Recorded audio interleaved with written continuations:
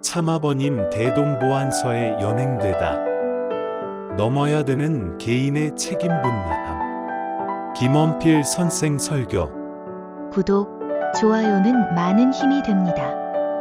여러분의 가정에 하늘 부모님의 축복이 있기를 바랍니다. 선생님이 1946년에 이북에 오서셔 약 5개월 지났을 무렵 매일같이 예배나 집회를 가졌고 아침 일찍부터 밤 늦게까지 눈물과 영적 분위기가 고조되었습니다. 그러니 조용하지 않았습니다. 마을 사람들은 이 집단은 어떤 사람들이 모여 무엇을 하고 있나 하고 대단히 신경 쓰였던 모양입니다.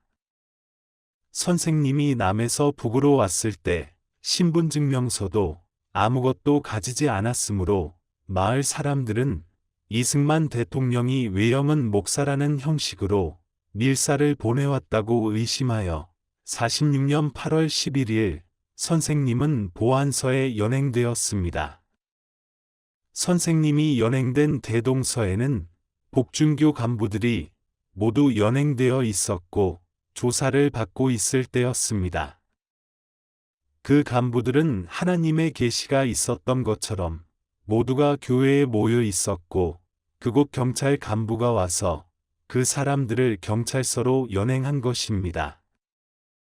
그때는 공산당이 주권을 잡고 있었는데 자기들을 맞이하라 하였으므로 그들은 재림주가 와서 자기들을 맞이한다고 해석하고 있었습니다. 그런데 공산당 관리가 그들을 데리고 경찰서로 연행한 것입니다. 그 사람들이 왜 투옥되게 되었는가 하면 그들은 자기의 재산을 전부 팔아서 오직 메시아를 맞이하기 위해 모든 것을 준비한 것입니다. 그런데 공산당은 그것을 역으로 집단 책임자가 아무것도 모르는 사람을 속여 재산을 전부 빼앗았고 또 신도를 속여 돈을 전부 자기 것으로 했다는 구실을 가지고 모두 투옥한 것입니다. 공산당은 지주나 자본가가 가난한 농민이나 노동자를 착취하는 것에 대하여 대단히 적의를 가지고 그렇게 하여 대중을 단결시키는 것입니다. 종교의 교주가 아무것도 모르는 사람들을 속여 돈을 착복했다는 이유로 체포한 것입니다. 그들은 또 하나 큰 조사를 받았습니다. 예수님이 복준교의 책임자에게 나타나 계시할 때에는 뱃속에 아이가 움직이는 것 같은 징후가 반드시 있어야 했습니다. 신도는 그것을 믿고 있었습니다. 조사관이 아무리 조사해도 착복한 사실이 없으므로 그 구실을 이번에는 그에 대하여 당신을 통해 하나님의 계시가 있다는 것을 부정하면 전원 석방하겠다 하는 이자택일을 하라고 한 것입니다. 그들은 오랫동안 그것을 절대적으로 믿고 있었습니다. 그것을 부정하라고 하니 그것은 죽는 것과 마찬가지입니다. 그래서 여자를 데리고 나가 전쟁 중에 일본군이 한국 사람을 고문한 것과 같은 심한 고문을 시작했습니다.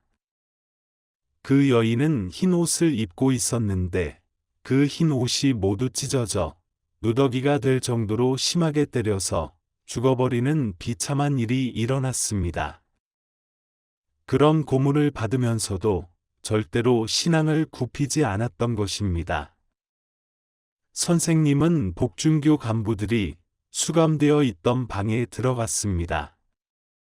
선생님이 들어가자 그 방에 있던 복준교 간부 한 사람은 누구인지는 몰랐지만 선생님이 대단히 마음에 끌려 자신들의 집단의 역사 전부와 자기의 마음 모두를 선생님에게 말했습니다.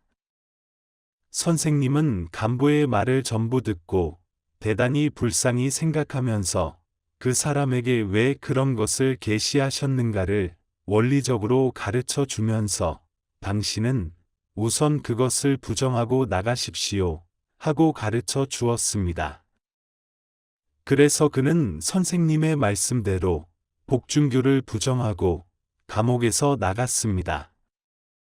감옥에 있을 때 고문이 너무 심해 그는 얼마 후 죽었습니다. 선생님은 복중교 책임자인 부인에게 어떻게든 쪽지를 전하여 그녀가 나가도록 해야 했습니다.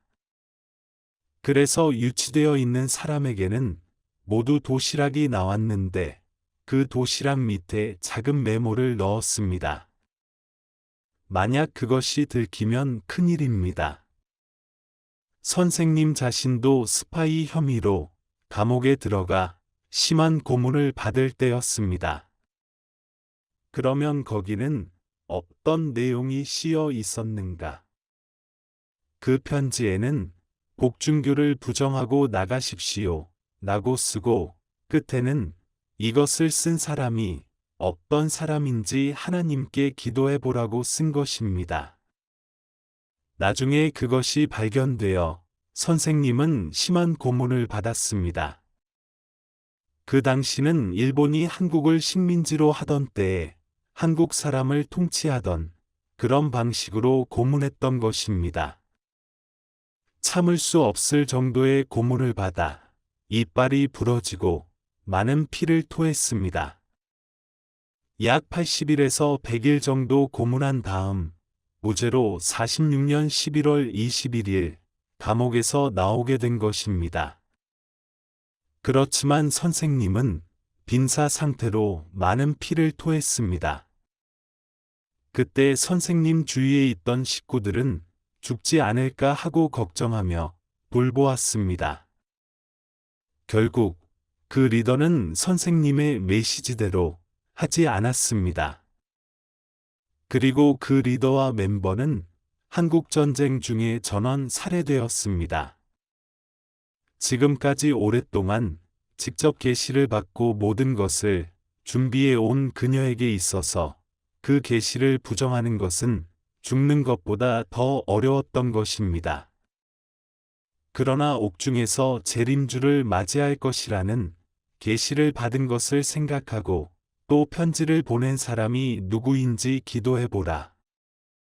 쓴 사람이 누구인지 하나님께 기도해보라 하는 그것을 그 부인이 정말 떠올렸더라면 지금 말씀드린 것 같은 실수는 없었을 것이라고 생각합니다.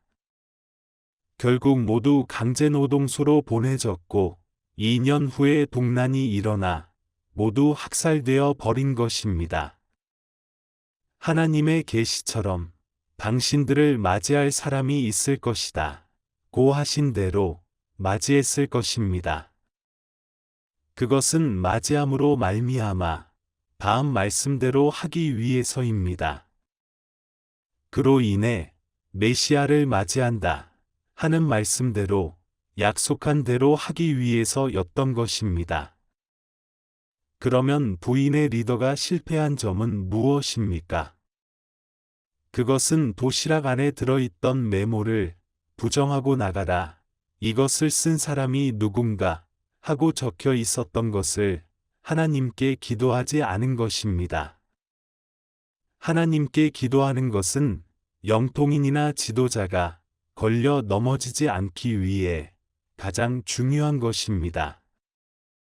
겸손하게 솔직한 마음으로 하나님께 기도했다면 하나님은 반드시 응답하셨을 것입니다. 그것은 넘어야 되는 개인의 책임 분담입니다. 이것이 매우 무서운 일입니다. 하나님이 몇 년 걸려 가르쳐 주어도 그것을 하지 않으면 전부 무로 돌아가 버리는 것입니다. 그러면 왜 그 사람이 그것을 넘어야 했을까요? 하나님의 계시가 있으면 누구나 따라갈 수 있습니다. 그러나 그 마지막 기도로 인해 지금까지 하나님이 계시한 것을 하나님이 일러 주어서 하는 것이 아니라 자기가 해결했다는 결과를 가져오게 하기 위한 것입니다.